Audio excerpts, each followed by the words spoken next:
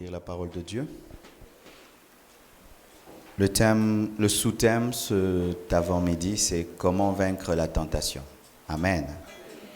Ça, ce sont vraiment des grands secrets que j'ai partagés à plusieurs et vraiment, ils ont eu la victoire et ils l'ont gardé jusqu'à aujourd'hui et je crois que cela va vous arriver également. Amen.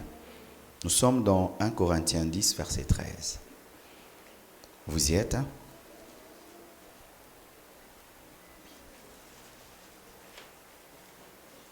Je veux lire. Aucune tentation ne vous est survenue qui n'ait été humaine. Et Dieu qui est fidèle ne permettra pas que vous soyez tentés au-delà de vos forces, mais avec la tentation, il préparera aussi le moyen d'en sortir afin que vous puissiez la supporter. Nous lisons également Jacques 1, verset 12. Jacques 1, 12 dit « Heureux l'homme qui supporte patiemment la tentation, car après avoir été éprouvé, il recevra la couronne de vie que le Seigneur a promise à ceux qui l'aiment. » Luc 22, verset 40. Lorsqu'il fut arrivé dans ce lieu, il leur dit « Priez afin que vous ne tombiez pas en tentation. » J'aide les gens qui ne lisent jamais la Bible, comme ça ils ont beaucoup de versets le matin. 1 Pierre 5, 8. Soyez sobres, veillez. Votre adversaire, le diable, rôde comme un lion rugissant, cherchant qui il dévorera. Nous terminons avec ce passage très important dans cet enseignement. Genèse 4, verset 7. C'est la parole de Dieu à Caïn lorsqu'il a voulu tuer son frère Abel. Certainement, si tu agis bien, tu relèveras ton visage. Et si tu agis mal, le péché se couche à la porte et ses désirs se portent vers toi. Mais toi domine sur lui. Que Dieu bénisse sa parole. Asseyez-vous, s'il vous plaît.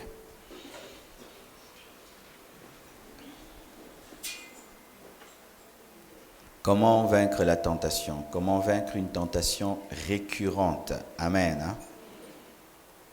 Il y a 47 principes en soi que je vais enseigner, mais si je peux le faire en 1 heure, c'est bon. Sinon, je vais enseigner le maximum de principes que je peux et le reste, je vais les enseigner le soir. Amen. Allons-y. Premier principe. Si tu veux vaincre la tentation, il faut la détecter et en être conscient. Pour vaincre une tentation, tu dois en être conscient. Tu dois détecter cette tentation. D'accord? Je vais expliquer. Caïn, le péché se couche à la porte de ton cœur pour le dire tu es tenté. Et ses désirs se portent vers toi. Mais toi domine sur lui. Il lui montre qu'il est malade. Il lui montre qu'il est attaqué. Et même la Bible nous dit qu'une forte tempête se mit à souffler contre la barque. Quel était le but de la tempête? Tuer les apôtres et Jésus-Christ. La Bible ne nous montre pas que des victoires, nous montre aussi des personnes qui sont sollicitées par l'ennemi. Pour vaincre la tentation, tu dois reconnaître que tu es tenté. Pour aller à l'hôpital, il faut reconnaître que tu es malade. Alors si tu te tiens devant Dieu comme quelqu'un qui va bien, Dieu ne va pas t'aider. Mais il faut que tu reconnaisses, Seigneur, ces derniers temps, je ne vais pas bien. Je me sens attiré par ceci. Je me sens attiré par cela. L'une des meilleures prières dans la vie chrétienne, c'est une prière sincère. Amen. C'est pourquoi vous voyez des fois des érudits prient et Dieu n'exauce pas. Mais un nouveau converti prie, Dieu l'exauce parce qu'il a prié avec son cœur. Amen. Es-tu tenté ces derniers temps? Si oui, qu'est-ce qui te tente précisément?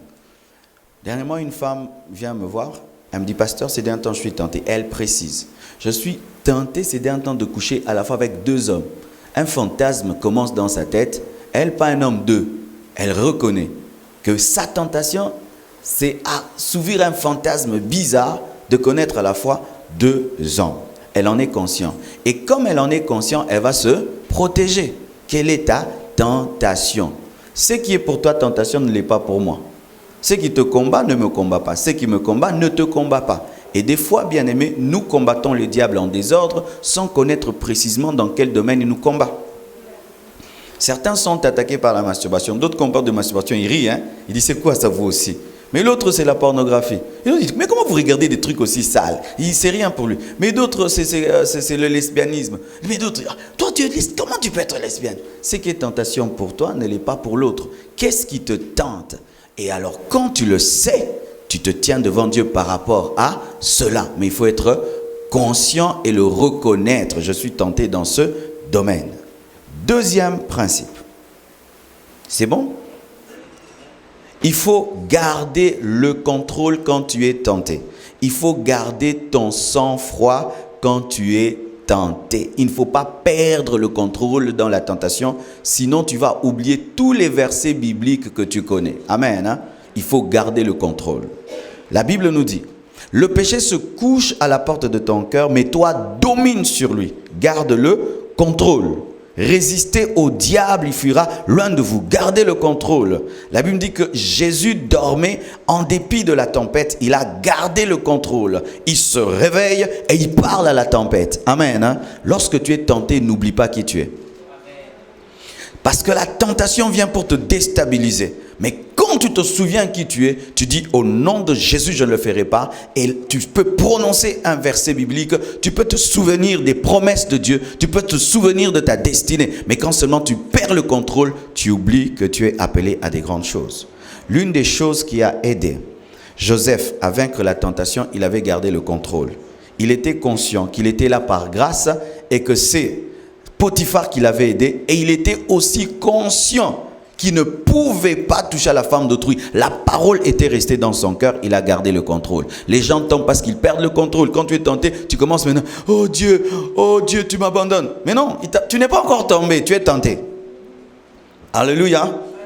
Gardez le sang-froid.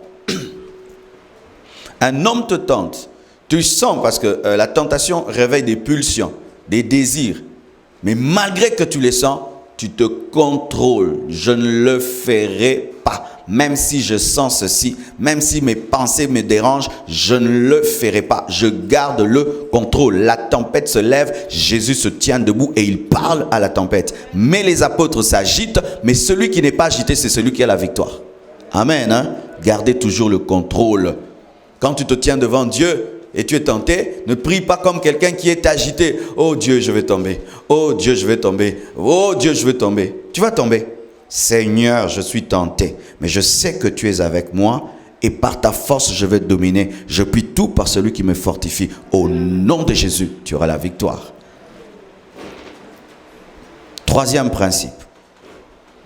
Il faut toujours faire la différence entre désirer et succomber. Ça, c'est très, très important. Il faut toujours faire la différence entre désirer et succomber. Car Satan aime créer une confusion à ce sujet. Tu peux désirer sans succomber. Désirer, c'est déjà mal. Mais succomber, c'est pire. Amen. Tu peux être en route vers le mal et tu t'arrêtes. Mais qu'est-ce que le diable aime faire? Il aime créer une confusion entre le désir et la chute pour te dire, comme tu désires, fais-le déjà. Alléluia. Il est possible de sentir le péché qui se couche à la porte de ton cœur, mais de dominer sur lui. Caïn avait le désir de tuer son frère. Dieu lui dit, le désir là de meurtre est là. C'est déjà pas bien. Mais tu n'es pas obligé d'aller jusqu'au bout. Ainsi, quelqu'un peut être en train d'aller, et il s'arrête. Non, qu'est-ce que je veux faire?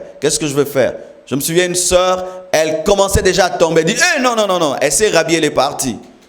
Ah oui, elle s'est rhabillée, elle est partie. Qu'est-ce que je veux faire? Elle est partie. Le désir était là, mais elle a fait une différence entre le désir et le péché. Amen.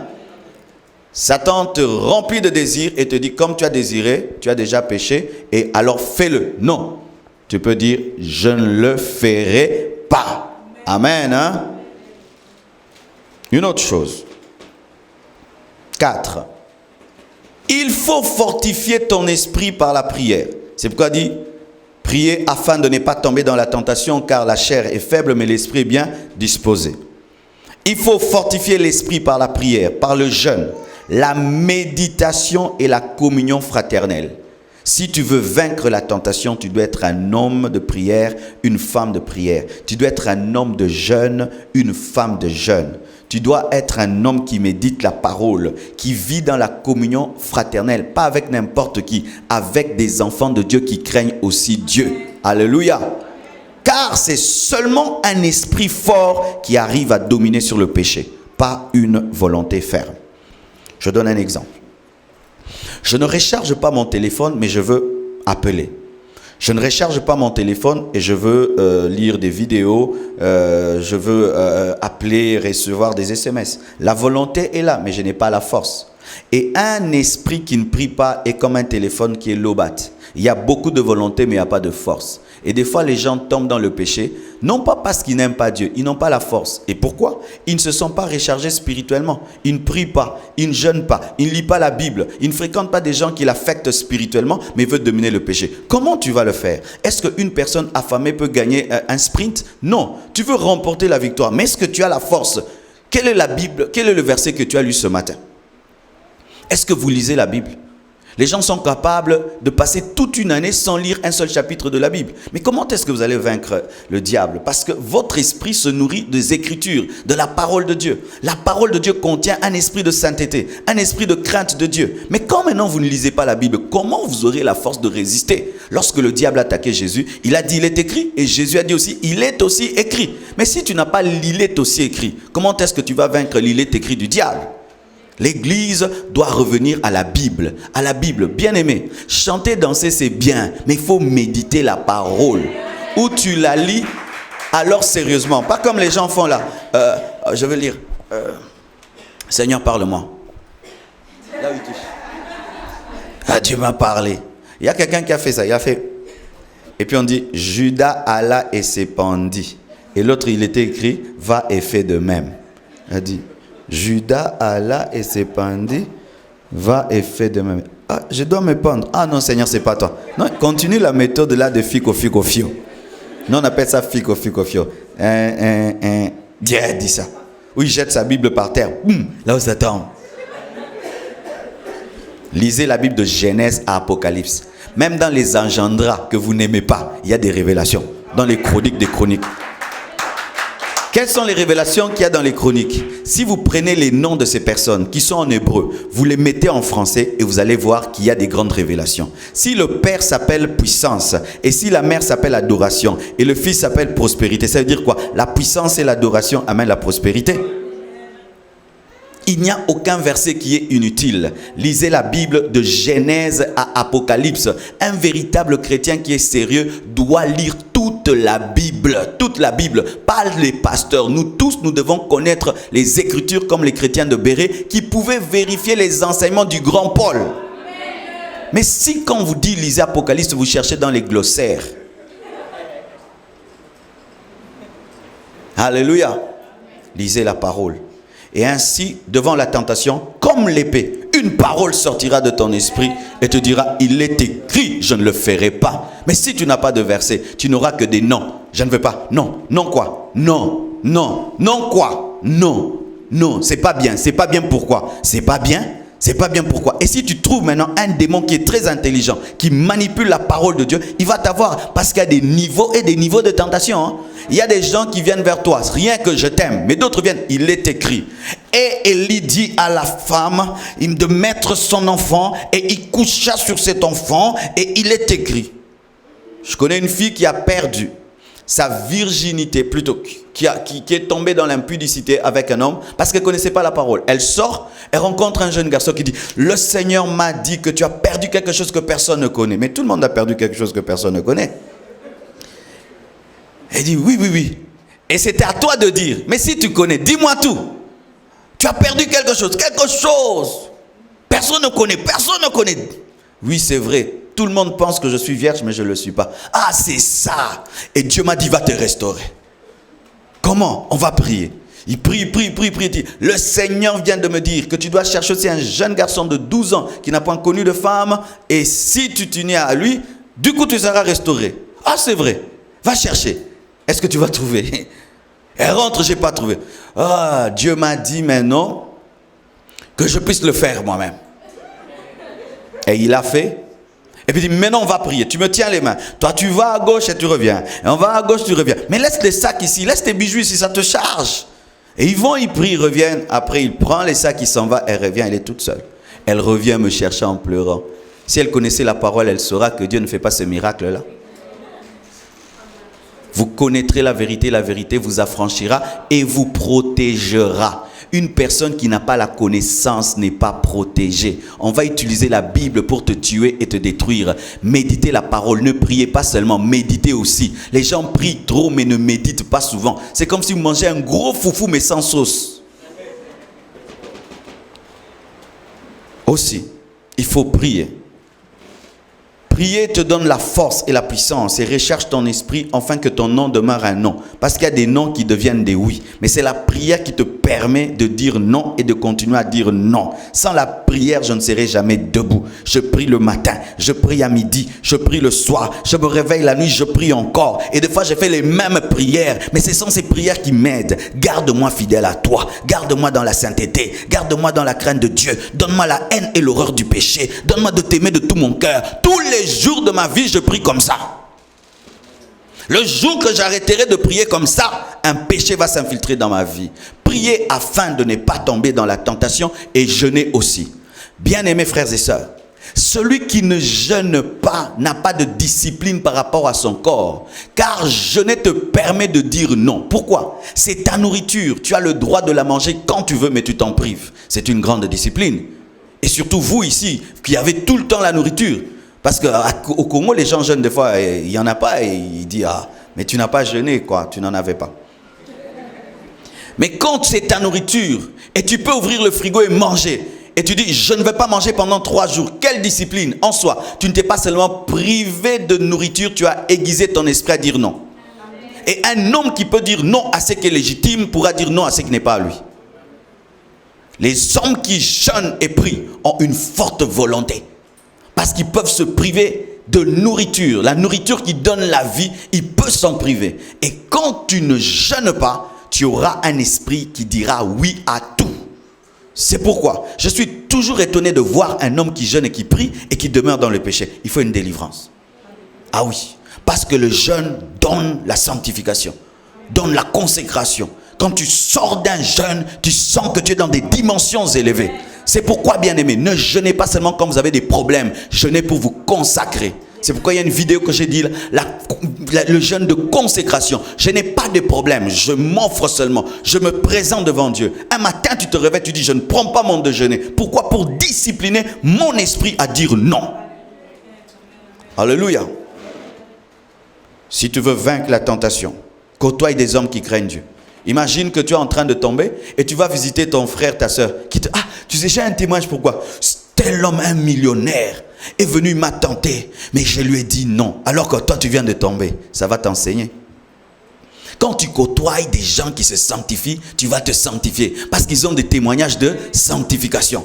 Tu sais que depuis que je me suis converti, je n'ai jamais fait ceci. Ah, c'est vrai. Moi, dans ma vie, je veille toujours à ceci. J'ai fait cela et Dieu a fait ceci dans ma vie. Mais lorsque tu côtoies des hommes qui tombent, des femmes qui tombent, tu vas croire que tu es supérieur. Pourquoi? Parce que dans le royaume des aveugles, le borgne est roi. Ah oui.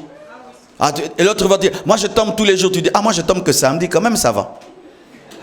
Côtoie des gens qui ne tombent jamais pour que tu puisses te défier. Ne côtoyez pas n'importe qui. Côtoyez des gens qui vous aiguisent. Comme le fer aiguise le fer, la personnalité d'un homme aiguise celle d'un autre. Tu fréquentes quelqu'un, tu reçois la vie de prière. Tu commences à méditer la parole. Il ne te dit rien, mais il t'affecte. Pourquoi? Parce que chacun de nous marche avec des anges et mon onction ne s'arrête pas là. Mon onction couvre cet endroit. Donc lorsque tu entres dans la présence d'un homme qui se sanctifie, il te communique aussi la sanctification. C'est pourquoi on ne prie pas dans n'importe quelle église et on n'écoute pas tout prédicateur. Ah oui. Ah, j'avais dit je ne vais pas vibrer. Aïe aïe aïe. C'est plus fort que moi. Alléluia. C'est bon, je me calme. Encore. Il faudrait faire la différence entre ton esprit et ta chair. Ça, c'est très important. Tu as... Oui, cinquième. Il faut faire la différence entre l'esprit et la chair. Ainsi, tu peux dire à la chair, si tu veux le faire, fais-le sans moi. Tu es esprit, tu es âme et tu es corps. Si tu ne sais pas faire la différence entre les trois parties de ton être, tu vas commencer à pécher. L'esprit te permet d'avoir conscience du divin. L'âme te permet d'avoir conscience de toi-même et le corps te permet d'avoir conscience du monde que tu as autour de toi. Par ce corps, je sens qu'il fait chaud. Mais par mon esprit, je sens l'onction et une fraîcheur spirituelle. Je suis dans deux endroits au même moment parce que mon corps sent la température ambiante, mais mon esprit ressent l'onction. Et mon âme est heureuse de prêcher. Heureuse de prêcher. Amen. Mais la tentation vient au niveau de l'âme. Pourquoi? Au niveau de l'âme, il y a ce qu'on appelle la chair. La chair, ce n'est pas d'abord le corps. La chair, c'est la mauvaise nature que nous avons héritée d'Adam. Cette nature qui fait qu'il n'y a pas l'école de l'orgueil et du mensonge. Tu vois un petit enfant, il s'habille, c'est bien, il dit, regarde, qui lui a dit de présenter les griffes? Personne. Un enfant qui ne partage pas, tu lui donnes, donne-moi, il ne sait pas partager. Un enfant qui est orgueilleux, têtu. Il n'y a pas l'école de cela. C'est la chair, le vieil homme, la nature adamique qui est dans tout homme. C'est celle qui nous amène à pécher. Cette nature qui n'aime pas Dieu. Maintenant, quand tu es tenté, tu dois faire la différence entre ton esprit qui aime Dieu et ta chair qui n'aime pas Dieu. Même si tu te convertis, ta chair n'aimera jamais Dieu. C'est pourquoi il y a des gens, après la conversion, ils sont très étonnés de sentir en eux des mauvaises choses. Mais comment je me suis converti? Mais au moins, il y a une lutte entre le bien et le mal. C'est normal. Pourquoi? Le vieil homme, on le tue tous les jours. Et tous les jours, il se réveille. Donc, il faut le crucifier. C'est pourquoi la Bible dit, portez votre croix tous les jours. Crucifiez votre chair. Tu te convertis, mais tu n'es pas un ange. Il y a l'ancien toi qui est là et qui est toujours prêt à surgir, à se manifester. Et tu dois le garder crucifié. Amen.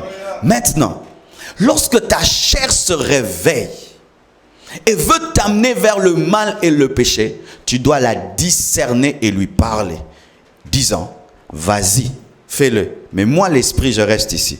Qui aux commandes, c'est ton esprit. Ainsi, si ta chair veut pécher, tu dis, vas-y, tu n'en peux plus? Tu n'en peux plus? D'accord, je te laisse faire. Vas-y, moi je reste. Qui ira? Il n'ira pas, parce que c'est toi le chef. Amen. Hein? Faites toujours la différence. Ainsi donc, voici un nouveau langage que vous devez avoir. Ne dites plus, je suis tenté. Dites, ma chair est tentée. Ne dites plus, je suis tenté. Parce que tu dis, je suis tenté, c'est ton esprit, ton corps et ton âme. Mais c'est ta chair, la mauvaise partie de ton âme qui est tentée. Dites, mon âme, ma chair est tentée. Et ainsi, tu sais que c'est une partie de toi, mais qui n'est pas totalement toi. Et tu peux la discipliner par le reste de toi qui aime Dieu, ton esprit, le nouvel homme fait en Christ. Oh, c'est facile que de vivre dans la sanctification. Oui, c'est facile. Il est plus difficile de pécher que de se sanctifier. Je vous assure. Quelqu'un qui pêche, il fait plus que celui qui se sanctifie. Il doit draguer une fille, elle doit accepter. Il doit payer l'hôtel, c'est beaucoup d'argent. Il doit veiller à ce que personne ne vienne les déranger. Il doit aussi calmer sa conscience qui lui dit, souviens-toi des prédications du pasteur Marcelo. Ah, c'est trop de boulot. Et se déshabiller aussi quand même, ça fait honte. Hein? C'est trop de choses. Mais quand tu es tenté, non, c'est facile.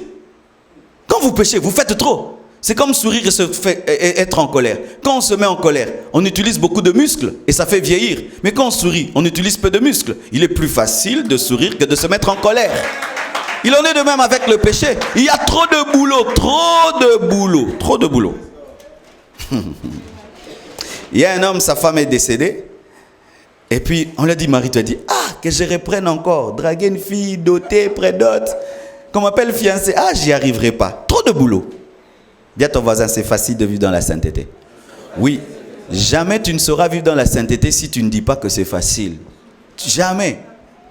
Amen. Hein? Moi, ce que je trouve difficile, c'est l'œuvre de Dieu. Vous voyez là, depuis que je suis arrivé, je prêche. Ça, c'est dur, c'est fatigant. Mais aimer Dieu, fuir le péché, c'est facile.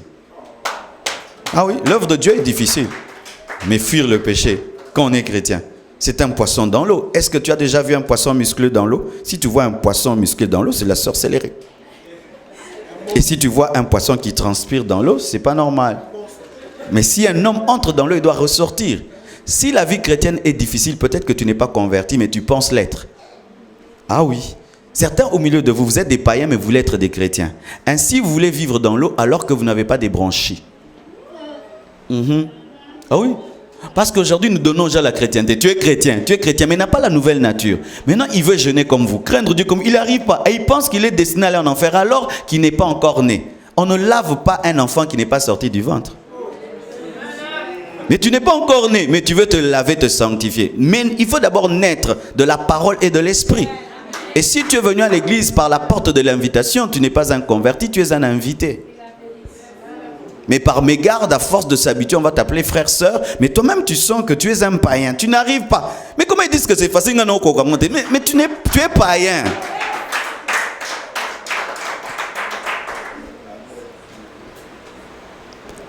Ça fait 24 ans que j'ai jamais insulté quelqu'un. 24 ans que j'ai jamais insulté quelqu'un. La sœur rit. Mais pourquoi? Mais j'ai compris que c'est la créature de Dieu. Comment je vais insulter la créature de Dieu? Quand je me suis converti, c'est parti. Mais moi, quand j'ai insulté, ah non, tu peux te suicider. Hein? J'avais des répertoires des insultes bien écrits, enregistrés. Mais je n'étais pas très fort. Mais je savais parler seulement, depuis toujours. Et j'ai enregistré, je viens seulement, je te regarde, je te donne. Tu restes seulement paralysé. Mais cette personne qui est insultée, j'arrive plus.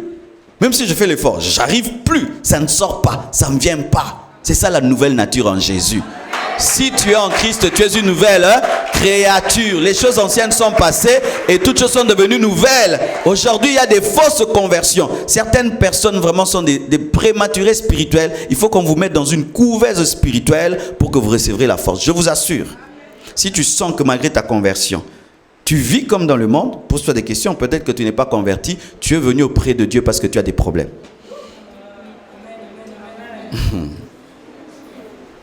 Un voisin peut venir chez vous manger, mais est-ce qu'il est devenu le fils de votre père? Et il y a certains qui sont les voisins, c'est-à-dire les fils du diable qui viennent à l'église parce qu'ils ont besoin de manger. Mais ce n'est pas que tu es fils de la maison. Alléluia. Fais toujours la différence entre ton esprit et ta chair. Sixièmement, ça c'est très important. Il faut recevoir le pardon de Dieu avec une foi parfaite afin de s'envoler à nouveau vers les auteurs de la sainteté. Je répète. Il faut recevoir le pardon de Dieu avec une foi parfaite afin de s'envoler à nouveau vers les auteurs de la sainteté. Pécher, c'est très mal. Mais ne pas recevoir la grâce de Dieu après qu'il t'ait pardonné, que tu aies demandé pardon, c'est plus grave. Je répète. Pécher, c'est très grave. Mais quand tu demandes à Dieu pardon et tu te répands et il te dit je t'ai pardonné, mais tu n'arrives pas à recevoir le pardon, c'est plus grave. J'appelle ça la culpabilité. C'est ce qui est arrivé à Pierre. Pierre a renié Jésus. Et il s'est dit, Christ est mort en colère contre moi.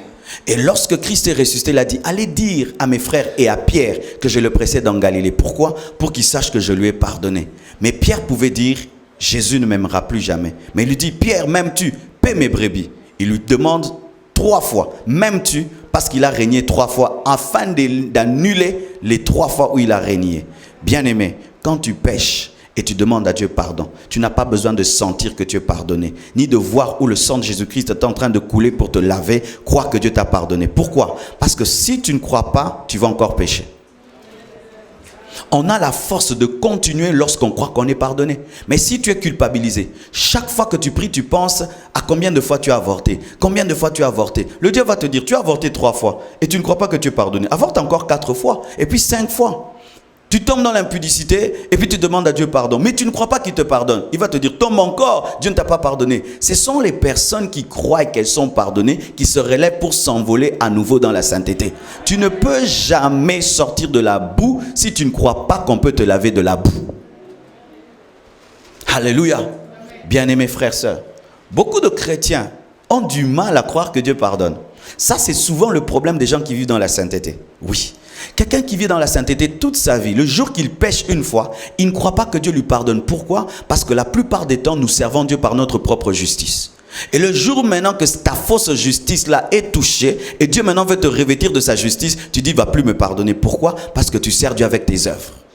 Notre propre justice est un habit souillé devant Dieu. Même si tu es l'homme le plus saint du monde, ta sainteté n'est rien par rapport à la sainteté de Dieu. Il faut qu'il te revête de sa propre justice. Lorsque tu pèches, la Bible dit, si nous confessons nos péchés, il est juste et fidèle pour nous pardonner. Mais cela ne doit pas nous amener non plus à changer le sang de Jésus-Christ en douche et en jacuzzi.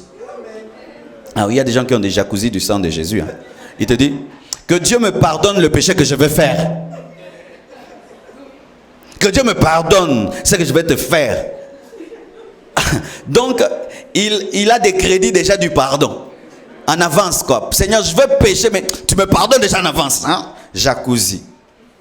La Bible dit, pécherons-nous pour que la grâce abonde? Loin, loin de là. Mais si tu pèches, crois en la grâce de Dieu. Jésus-Christ est mort pour toi avant que tu ne naisses. Et donc il peut te pardonner lorsque tu parles. Car avant que tu ne naisses, Dieu t'a donné ce qu'il avait de plus parfait. Son fils Jésus-Christ, mort à la croix pour un homme qui n'est pas encore né. À combien plus forte raison, alors que tu l'as reçu comme Seigneur et Sauveur, lorsque tu tombes, relève-toi. Tout le monde est venu enfin d'accuser cette femme qui était tombée en flagrant délit d'adultère. Mais Jésus-Christ lui a dit, va et ne pêche plus. Il n'a pas lancé la pierre.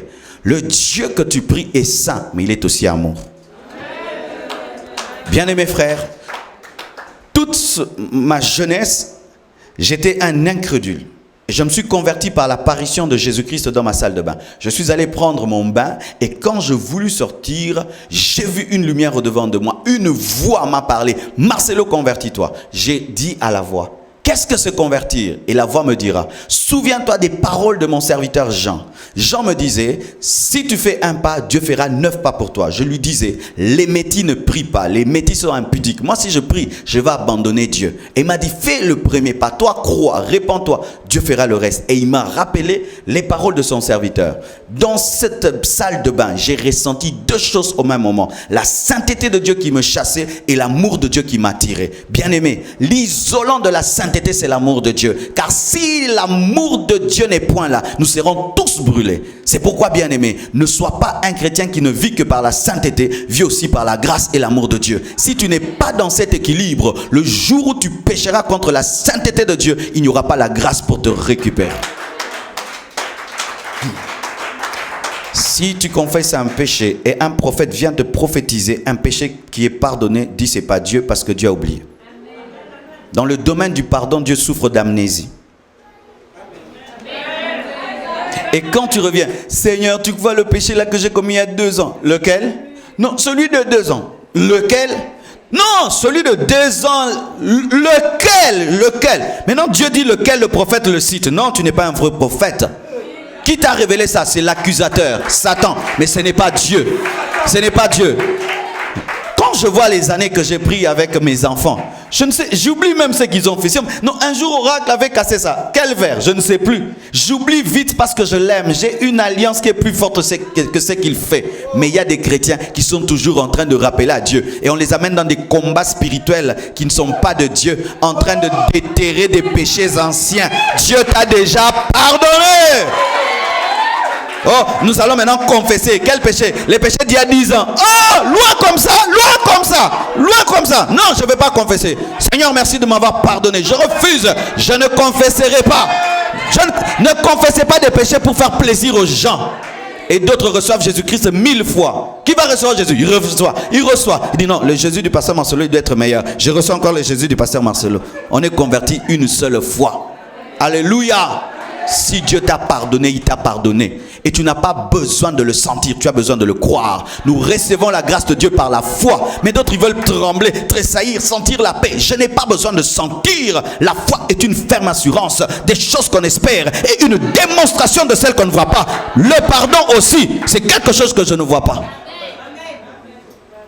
Un jour, le diable se tient devant un homme de Dieu qui était malade. Et puis il lui montre une liste de tous ses péchés.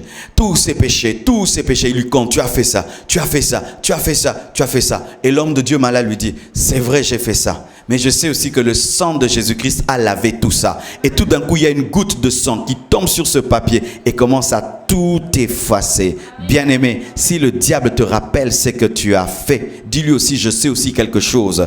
Jésus-Christ a fait ceci pour moi. Bien-aimé, soyez capable de recevoir le pardon de Dieu. C'est vrai, quand j'ai prêché, j'ai été très dur avec toi. Non point pour te culpabiliser, mais pour te pousser vers les bras de Dieu.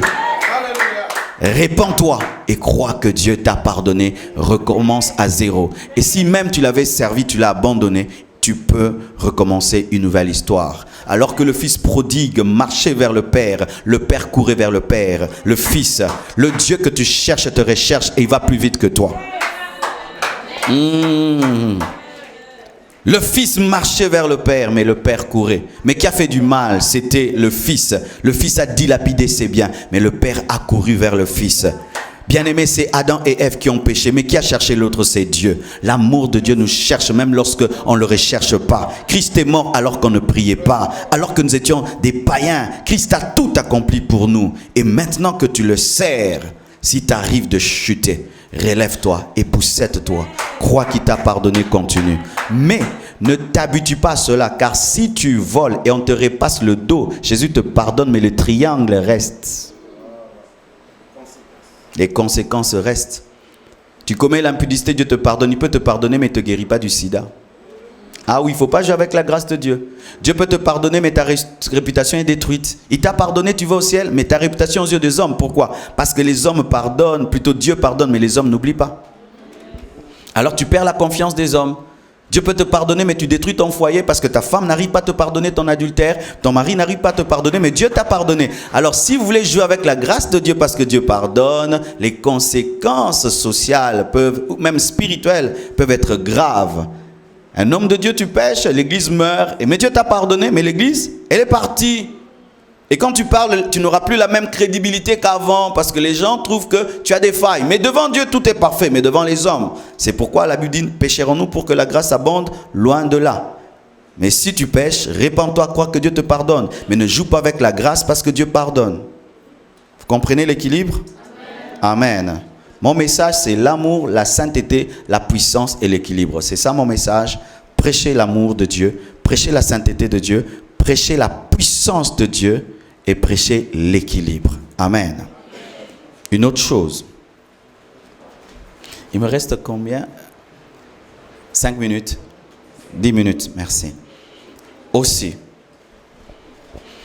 il faut savoir que tant que ta volonté ou ta pensée s'oppose à une chose, le péché n'aura pas lieu. Je répète, il faut savoir que tant que ta volonté ou ta pensée s'oppose à une chose, le péché n'aura pas lieu.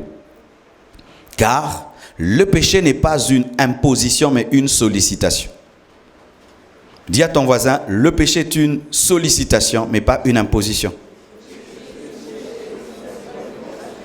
C'est pourquoi la Bible dit que le diable est un tentateur. Il tente, il n'impose pas. Il est venu auprès de Jésus-Christ, lui a dit, change, change, est-ce que tu peux changer la pierre en pain? Est-ce que tu peux te jeter du haut du temple? Est-ce que tu peux m'adorer? Est-ce que tu peux devenir occultiste? Est-ce que tu peux tomber dans l'impudicité? Personne ne dort et puis se retrouve dans l'impudicité. Tu collabores. Amen. Hein? Donc sachez ceci, qu'il y a toujours votre part. Amen. Hein? Lorsque tu es tenté, dis maintenant, le diable me sollicite. Change de verbe. Je suis sollicité, donc ma volonté est sollicitée. C'est moi le chef, c'est moi le patron. Je peux dire oui et je peux dire non. C'est ce que Dieu a dit. C'est ce que Dieu a dit à Adam, plutôt à Caïn. Le péché se couche à la porte de ton cœur, mais toi, domine sur lui. C'est-à-dire quoi? C'est une sollicitation de tuer ton frère, mais tu peux refuser, C'est pourquoi, veillez beaucoup sur vos pensées. Jamais quelqu'un ne peut tomber dans l'impudicité sans penser à l'impudicité. Tes pensées sont telles tu es. Celui qui a des pensées impures aura des paroles impures et des actions impures. Tes pensées te donnent des actions, les actions te donnent des habitudes, les habitudes te donnent un caractère et le caractère taille ta destinée. Si tu veux une grande destinée, tu dois avoir des bonnes pensées. Amen. Hein? Celui qui néglige d'avoir des pensées pures aura des actions impures. Et comment est-ce que tu peux avoir des pensées pures? Lis beaucoup la Bible et écoute beaucoup. La Bible dit, entretenez-vous par des cantiques spirituels. Voici. Si une mauvaise pensée te dérange, prends même des écouteurs. Tu écoutes la musique. Dors avec des écouteurs qui parlent Saint, Saint. Les pensées de sainteté vont te remplir. Vous savez, lorsqu'on était dans le monde, quand tu écoutes le zouk, du coup, tu deviens un peu zouk, hein? Vrai ou faux? Mais c'est la musique. Donc, si tu entends aussi la sainteté, te devient hein? Sainteté. Alléluia. Aussi, écouter des prédications à la maison. Tu écoutes le matin, tu écoutes. Tu voulais, les leux au salle, le pasteur dit, ah, frère! Ah, ça va, je ne fais plus. Il m'avait vu, hein, je t'avais vu. Amen, hein? Entretenez vos pensées avec la parole de Dieu, avec des cantiques spirituels. Amen, hein? Veille sur tes pensées. Sache ceci, que l'homme qui domine ses pensées est un homme parfait. Les gens disent la langue, mais je crois que la pensée est supérieure à la langue, car même pour que la langue fonctionne, il faut que la pensée puisse la guider. Donc, la vraie sainteté est le niveau de la pensée. Si je ne pense pas tromper ma femme, je ne la tromperai jamais. Toutes les personnes qui tombent dans l'adultère tombent d'abord dans la tête et ensuite le fond. Quand tu gardes des pensées mauvaises, des pensées impures en toi, c'est ces pensées-là qui vont se convertir en action. Donc sanctifiez-vous en pensée et sachez ceci, que lorsque le diable sollicite votre pensée en soi, il sollicite votre vie. Dominez au niveau de la pensée. Et cela est possible qu'avec la parole de Dieu. Quantième point? 8e. Il faut te souvenir de toutes les fois que Dieu t'a libéré d'une tentation. Je répète. Il faut te souvenir de toutes les fois que Dieu t'a libéré d'une tentation. Comment? La Bible nous dit que lorsque David s'est retrouvé devant Goliath, il a dit, « Le Dieu qui m'a délivré de la patte de l'ours et de la griffe du lion me délivrera de cet incirconcis. » Amen. Il a utilisé ses victoires passées pour avoir la victoire sur Goliath. Quand tu es tenté, souviens-toi, mais la même tentation m'est déjà arrivée, mais je l'ai vaincue. Je vaincrai aussi celle-ci. C'était le même Dieu, c'était le même démon, c'était la même tentation, mais j'ai vaincu. Il est arrivé un jour que tu étais tenté de tomber dans l'impudicité. La tentation était très très forte, mais tu as dominé. Donc, si tu as dominé hier, tu peux dominer aujourd'hui. N'oublie jamais, garde bien le monument de tes victoires, car ces monuments vont t'aider devant Goliath. Un jour, Goliath viendra, mais rappelle-toi que l'ours est tombé, le lion aussi est tombé, et tu vaincras encore. Mais le diable, qu'est-ce qu'il aime te dire? Il aime te dire que tu peux vaincre hier, mais pas aujourd'hui. Mais c'est archi faux. L'homme qui a vaincu hier peut vaincre aujourd'hui. Alléluia. L'homme qui a vaincu hier peut vaincre aujourd'hui. Une autre chose. Quantième point, 10e. Hein? 9e. Sachez ceci, ça c'est formidable et c'est une promesse de Dieu. Il faut savoir que Dieu ne permettra jamais que tu sois tenté au-delà de tes forces. Dieu ne permettra jamais que vous soyez tentés au-delà de votre force, mais avec la tentation, il ouvrira une porte pour en sortir. Le diable est un pêcheur de poissons qui pêche avec des filets troués. Ah oui. Ça, vraiment, quand j'ai compris ça, j'ai dit Alléluia. La Bible dit que Dieu ne permettra jamais que le diable te tente au-delà de tes forces, mais avec la tentation, il ouvrira une porte pour que tu puisses en sortir. Je donne un exemple. Si un pêcheur de poissons lance un filet dans l'eau et que ce filet est troué, lorsqu'il tombe sur un poisson, si le poisson n'a pas la connaissance, il va s'agiter, il va dire « Aujourd'hui, on va me manger ». Mais si le poisson a la connaissance et il sait que le pêcheur a un filet troué, il va vérifier où se trouve le trou, où se trouve le trou, et puis c'est là, et il sort. Alléluia. Il n'y a pas une seule tentation sans trou. Ce sont des filets troués. Jésus a troué les filets du diable à la croix. Oh, Jésus a troué les filets du diable à la croix. Chaque fois que le diable lance un filet sur toi, sois calme. Vérifie. Par ici. Tu sors. Vérifie. La Bible nous dit que lorsque la femme de Potiphar a tenté Joseph, elle a envoyé tout le monde. La maison était vide. Elle lui a dit couche avec moi. Elle a même tiré son manteau. Mais il y avait un trou. Lui laisser le manteau. Et aller en prison. Alléluia. Il y a toujours une porte de sortie. Toujours. Je vous ai raconté ce que j'ai connu. Cette femme était plus grande que moi, plus forte. Et on était seuls. Mais une stratégie. Agenouille-toi. Quand elle ferme les yeux, moi je fuis. Elle reste, elle continue à prier toute seule. Stratégie. Il y a toujours une porte de sortie. Toujours une porte de sortie. Et des fois, la seule porte de sortie, c'est crier. La Bible dit, si quelqu'un veut te violer, tu ne cries pas, tu as péché. C'est crier. Au secours! On peut m'emmener en enfer! Des fois, c'est gifler. Et tu sens l'onction veut te toucher. Bah, qu'est-ce que tu me dis? Ouh. Tu les délivres. Ah oui, un jour une fille vient au bureau. Ah, c'est vous? Oui, ma soeur. Pasteur, je vous aime bien. Oh, ma soeur, c'est quoi que tu dis? Pasteur, oh, arrête de dire ça. Ma soeur, sors! Sors de mon bureau, l'impolitesse. Sors! Oh, je ne sors pas. Peter! Oui, pasteur, viens. Enlève cette soeur de ce bureau. Enlève, sors! Elle continue encore à dire. Je suis allé appeler tous les anciens de l'église. On a fait une réunion et puis on l'a appelé. Sœur, viens. J'ai dit, assieds-toi. Sœur, dis à tout le monde ce que tu m'as dit. C'est quel genre de pasteur? Cette sœur a fait ça. Si tu continues, je vais dire à la chair dimanche. Oh.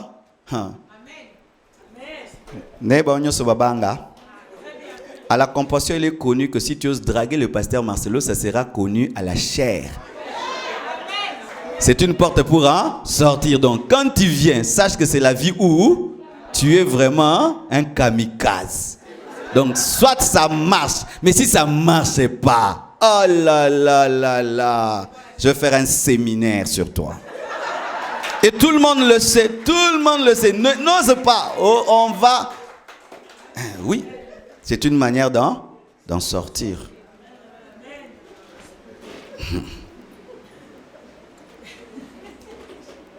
Alléluia. Encore une autre chose, je crois que je vais m'arrêter là. Il faut. C'est pourquoi même quand tu tombes, ne dis jamais que Dieu m'a tenté. Parce que Dieu ne tente personne et Dieu ne peut pas t'exposer à quelque chose qui va te détruire. Parce qu'il y a des gens qui disent ça. Dieu m'a abandonné. Pourquoi? Comment il peut me mettre dans cette situation? J'ai pas d'argent. Et cet homme me court après. J'ai pas d'argent. Vraiment, je suis tombé. Non. Dieu ne peut pas permettre que tu sois tenté au-delà de tes forces. C'est-à-dire que malgré ta pauvreté, Dieu attend que tu restes debout.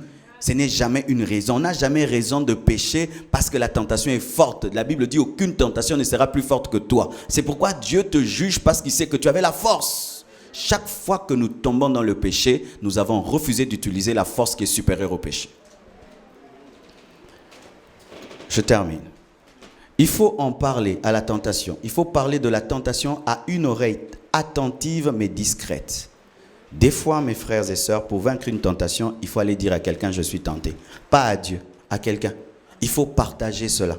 La Bible dit, priez les uns pour les autres. Mais pour que je prie bien pour toi, il faut que tu me dises quel combat tu as. Est-ce que vous avez des amis à qui vous pouvez tout dire? Un homme qui n'a pas d'amis est un homme pauvre. La plus grande richesse de l'homme, ce n'est pas ce qu'il a dans le coffre, mais ce sont les hommes qui l'aiment vraiment et les hommes qui peuvent lui dire ne fais pas. Est-ce que vous avez des amis? Et dans le mariage, ton premier ami, c'est ta femme, c'est ton mari. Amen. Ah oui. Une fois, je suis allé dans une banque et puis une femme là, je suis rentré, j'ai dit, ah, mais cette sœur-là qui travaille à la banque, je la trouve bizarre, je la trouve bizarre. Pourquoi? Je lui partage ça. De peur que quand elle va commencer à me voir aller à la banque, même en désordre, elle va dire, oh, comment tu commences à aller à la banque? Elle est là pour me protéger.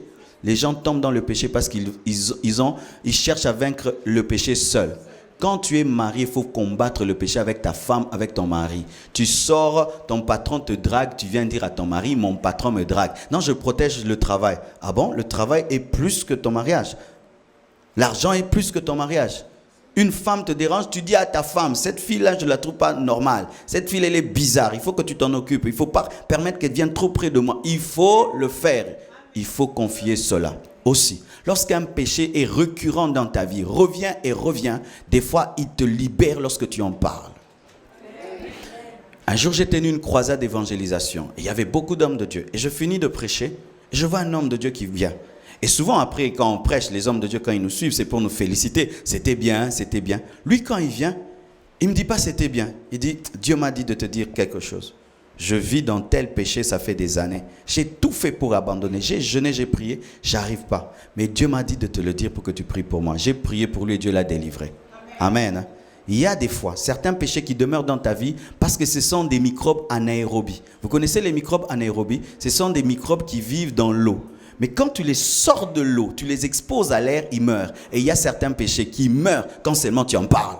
Ah oui, quand seulement tu dis, tu me vois là, moi je suis ça. Oh toi, oui. Une fois que tu l'as dit, le démon la part et la force de Dieu vient entrer en toi. Alléluia. Mais il ne faut pas se confier à n'importe qui. Pourquoi? Certains vont aller dire partout que tu as telle tentation et tu es tombé. Et là, ça va encore détruire ta vie et ta réputation. C'est pourquoi on ne se confie pas à n'importe qui. Mais des fois, tu peux aller te confier à quelqu'un qui est plus malade que toi. Tu dis, moi vraiment c'est la cigarette alors que lui c'est la drogue. Alléluia. Tu dis, moi vraiment je veux tromper ma femme, lui c'est un homosexuel. Alors avant de te confier, il faut bien juger la personne. Mais à vous tous qui avez reçu des confidences et qui avez révélé ces confidences, Dieu vous jugera. Dieu vous jugera pour toutes les confidences que vous avez exposées. Pour toutes, quelqu'un vient, il ne te connaît pas. Et il vient, il te dit toute sa vie et tu vas le dire, tu vas le révéler. Tu es en train de détruire l'amour dans l'église. Bien-aimés frères et sœurs, certains démons et certains péchés pour le vaincre, il faut l'amour. Oui, l'amour. Tu t'imagines, tu as déjà découvert tellement de secrets pour vivre dans la sainteté, mais les gens ont peur de venir vers toi parce qu'ils savent que c'est vrai, tu te sanctifies mais tu n'as pas d'amour. L'amour, vivez dans l'amour. Et ton frère te dira, je sens ça, et tu l'aideras. Que Dieu vous bénisse abondamment.